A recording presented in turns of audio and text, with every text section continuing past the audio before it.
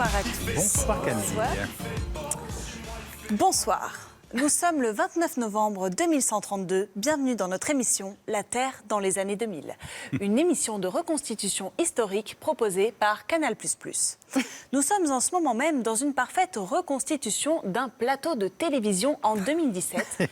Plus précisément sur le plateau de l'émission L'Info du Vrai, présentée à l'époque par Yves Calvi. Ceci bien avant, bien sûr, son immense carrière de chanteur qui le propulsera au rang de légende de la chanson française avec son célèbre tube Un été à Calvi. À l'époque, il y avait autour de la table ce que l'on appelait des chroniqueurs, comme par exemple David Abiker ou encore Laurie Choleba ou Alice Darfeuille, qui était la messagère des nouvelles à une époque où la politique était encore exercée par des humains.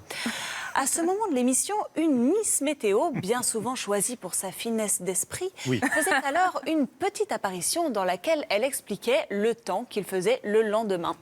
Et oui, à l'époque, il y avait encore des climats différents. Il y avait encore de l'eau sur Terre et la planète n'endurait pas encore les températures extrêmes qu'on lui connaît aujourd'hui. La Miss Météo, la plupart du temps, agissait en incarnant un personnage, c'est-à-dire qu'elle imitait une autre personne dans un but, humoristique. Oui, c'est ça. C'est-à-dire qu'elle répliquait, par exemple, de cette manière « Bonjour, je m'appelle Laetitia Pastorelli », avec souvent l'accent du Sud, caractéristique des années 2000, avant que l'adoption de l'espéranto 2.0 par le monde entier nous unisse en un seul accent.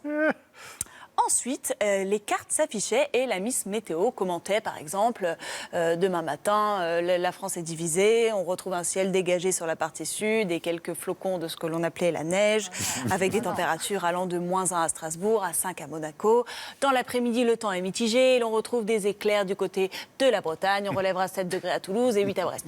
Voilà à peu près en quoi consistait donc cette pastille, qui était une pastille assez extraordinaire. C'était assez extraordinaire, exactement. Et tout de suite, avant de lancer les 5h40 de publicité habituelle, nous vous avons dégoté une vidéo de ce que l'on appelait à l'époque les guignols. Alors, je vous laisse découvrir en exclusivité à quoi ça ressemblait. Merci de nous avoir suivis et très bonne soirée à tous.